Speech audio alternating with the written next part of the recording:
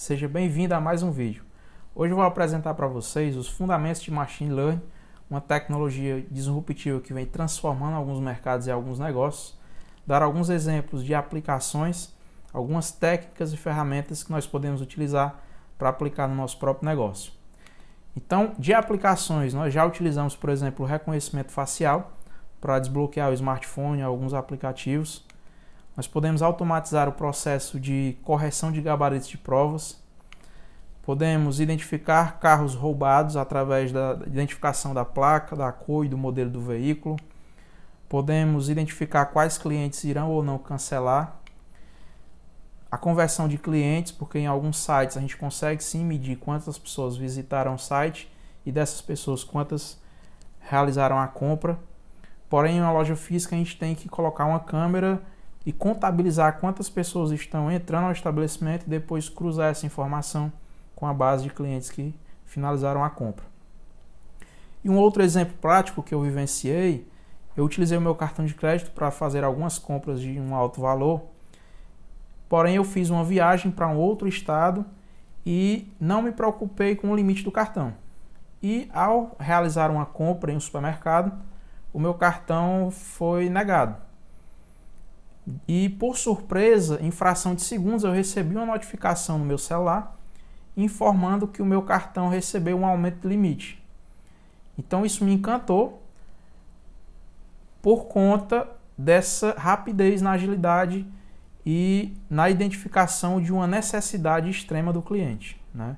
Então assim, o próprio algoritmo de Machine Learning, ele identificou que eu estava fora da minha cidade residencial, identificou o meu histórico de compras, o meu histórico de pagamento e tomou a decisão sozinho em me dar ou não um aumento de limite. Então isso me encantou e eu não penso em nenhum momento em mudar de banco por conta dessa experiência e saber que eu posso contar com a empresa sempre que eu precisar. Então é importante que a gente tenha essa cultura de encantamento do cliente e que a gente saiba traduzir essas ferramentas tecnológicas para trazer mais resultado para o negócio. Então, o que é um modelo? Um modelo preditivo, ele nada mais é do que a detecção de padrões através de dados conhecidos para predizer o que pode ou não acontecer no futuro. Então, nós vamos identificar aqui, por exemplo, quais são as características de clientes que cancelam e que não cancelam. Então, nesses dados, nós vamos levantar as variáveis como cidade do endereço, qual é a renda do cliente, quantas compras esse cliente realizou, há quanto tempo ele realizou a última compra. Então, a gente pega todos esses dados conhecidos e joga isso para o treinamento de um modelo, de um algoritmo de Machine Learning. Esse algoritmo vai tentar identificar esses padrões, o que é que tem em comum entre os clientes que cancelaram e os clientes que não cancelaram, baseado em dados passados. E quando chegar um novo dado, um novo cliente, nós vamos perguntar para o modelo se esse novo cliente vai ou não cancelar o serviço. E esse modelo vai responder para a gente. Então esse é o processo de treinamento e o resultado de um modelo preditivo. Então, como é que funciona o processo de aprendizado de máquina? Inicialmente, nós vamos coletar os dados, vamos selecionar as variáveis, porque existe um universo de variáveis, a gente precisa saber quais dessas variáveis realmente fazem sentido e que podem ou não segmentar esses clientes. Vamos fazer o mapeamento e a redução, porque o computador, o algoritmo de Machine Learning, ele não entende texto, a gente precisa traduzir isso para números. Nós vamos passar essas informações para o modelo e rodar os algoritmos para que ele detecte esses padrões. Depois nós vamos avaliar a acurácia de cada modelo para saber quantos por cento dos dados o modelo conseguiu acertar e quantos por cento ele errou. E vamos selecionar esse modelo, porque nós temos que treinar utilizando algoritmos e técnicas diferentes para identificar qual vai performar melhor. Porém, se nenhum modelo performou razoavelmente, significa dizer o quê? Que nós selecionamos as variáveis erradas. que elas não conseguem discriminar, separar o que tem de diferente entre os clientes que cancelam e os que não cancelam. Aí entra o papel, de novo, do cientista de dados de coletar novas informações e rodar todo esse processo novamente até chegar no modelo ideal. E aí nós temos dois métodos, um método de aprendizado supervisionado e o método de aprendizado não supervisionado. No supervisionado, nós já sabemos quais clientes cancelaram e quais não cancelaram. E nós vamos informar isso para o modelo de machine learning, para o algoritmo. Já no não supervisionado, eu não sei qual vai ser o resultado e qual informação eu vou extrair desses dados. Eu quero simplesmente fazer uma descoberta. Então eu jogo as informações e o próprio computador, o algoritmo, ele vai identificar grupos diferentes nos dados e depois que ele identificar esses grupos, através das variáveis, nós vamos interpretar e analisar o que tem em comum entre essas variáveis e essas e tirar insights através disso. Modelagem preditiva, nós temos a classificação, que é onde nós criamos modelos para dizer se o cliente vai ou não cancelar um serviço, se ele vai ou não comprar. Nós temos a regressão, onde nós iremos predizer quanto esse cliente vai comprar. E temos a clusterização, que é aprendizado não supervisionado, para identificar esses grupos distintos nos dados e tirar insights através disso, ou até mesmo automatizar alguns processos. Existem empresas, por exemplo, de cartão de crédito, que utilizam a clusterização para rentabilizar e reduzir a inadimplência de cada cluster de clientes.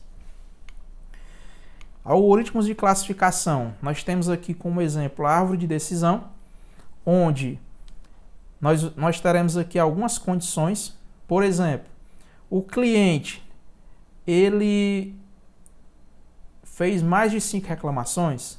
Se sim, ele vai cancelar. Se não, eu vou fazer outra condição. Esse mesmo cliente, ele está há mais de 3 meses sem comprar ou sem utilizar o serviço? Está, então ele vai cancelar. Se não, ele não vai cancelar. Porém, quem vai determinar a quantidade de galhos e folhas, ramos dessa árvore, não somos nós. Nós vamos passar os dados para o algoritmo e o algoritmo vai analisar quantas condições ele tem que fazer para conseguir ter uma assertividade boa. Nós temos o algoritmo de floresta de árvore de decisão, onde ele vai criar diversas árvores dessa, com quantidades de galhos e folhas diferentes, para identificar quais vão performar melhor e quais vão performar pior.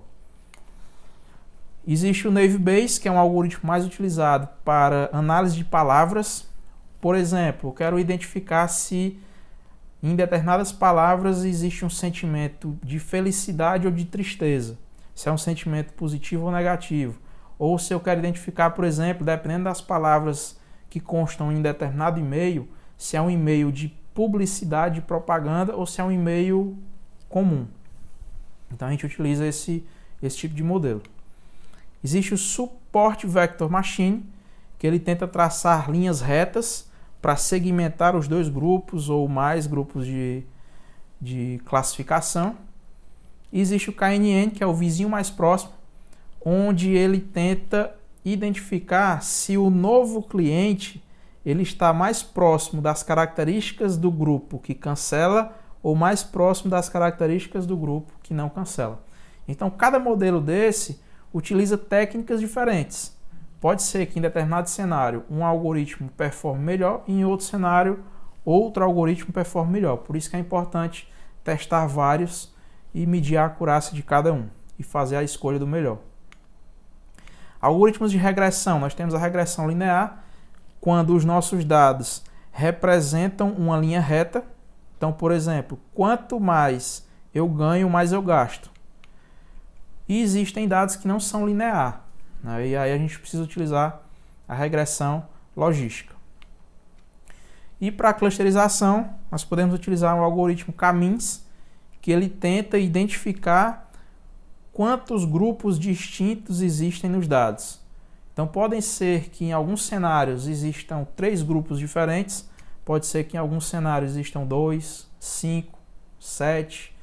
Então existem técnicas também para identificar a quantidade de grupos distintos de acordo com a distância dos centroides de cada grupo. Então aqui no tratamento de variáveis, antes de treinar um modelo, nós precisamos tratar os dados faltantes. Nós não podemos, por exemplo, informar para o modelo clientes que estão sem salário, sem a quantidade de meses da última compra ou sem o endereço. Então a gente precisa primeiro preencher esses dados faltantes ou eliminar os clientes que estão com essas informações faltantes. Transformar texto em número, porque o computador ele não entende texto, então a gente precisa fazer essa transformação. Porém, os dados categóricos, a gente precisa transformar isso em colunas, com 0 ou 1. Porque, por exemplo, se nós traduzirmos a cidade para número, ele vai entender que a cidade número 10 ela é mais importante do que a cidade número 1. E não é isso que a gente está querendo dizer para o modelo. Então a gente tem que transformar as cidades em colunas, e se o cliente número 1 for da cidade 1, eu coloco 1, em todas as demais colunas eu coloco 0. Precisamos segmentar os dados de treinamento e teste. Então, nós não podemos treinar o modelo com 100% da nossa base de treinamento. Nós precisamos fazer o quê?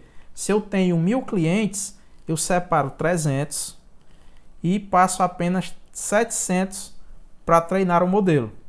Depois, eu pego os outros 300 que eu separei, elimino ali a variável que diz se aquele cliente cancelou ou não, pergunto para o modelo, esses 300 clientes aqui, quais irão cancelar e quais não irão cancelar?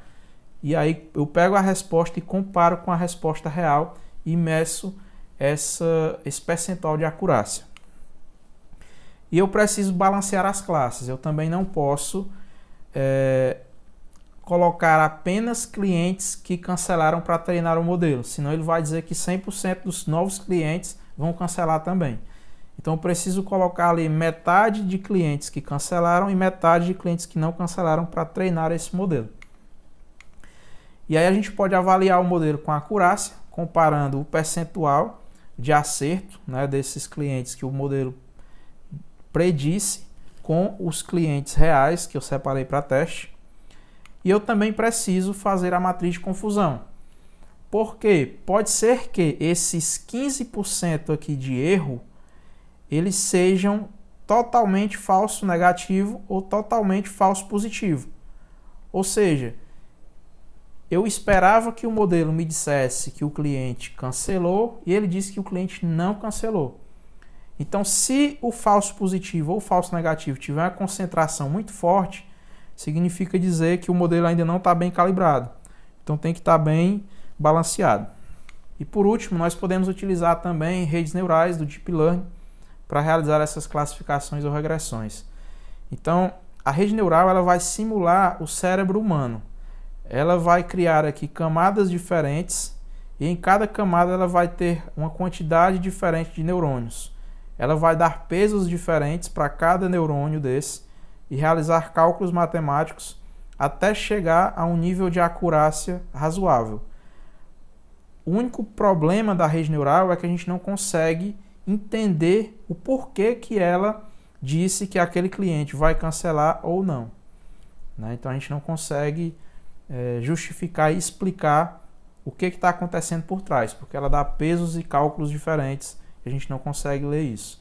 Mas isso não impede de utilizar, desde que ela tenha uma acurácia, uma assertividade alta.